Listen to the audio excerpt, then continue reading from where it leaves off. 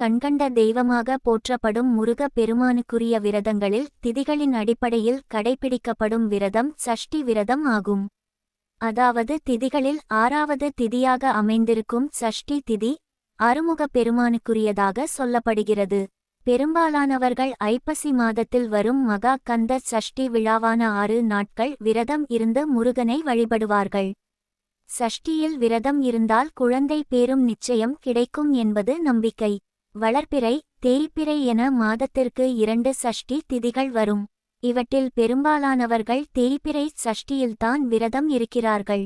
தேய்பிறை சஷ்டியில் விரதம் இருந்தால்தான் முருகனின் அருள் கிடைக்கும், கஷ்டங்கள் அனைத்தும் தீரும் என நினைத்து கொண்டிருக்கிறார்கள். அதனால் மாதந்தோறும் வரும் சஷ்டி திதி அன்று நாள் முழுவதும் உபவாசம் இருந்தும் முடியாதவர்கள் பால் மற்றும் பழம் மட்டும் சாப்பிட்டும் விரதம் இருக்கிறார்கள். முருகனுக்குரிய மந்திரங்களை சொல்லி வழிபடி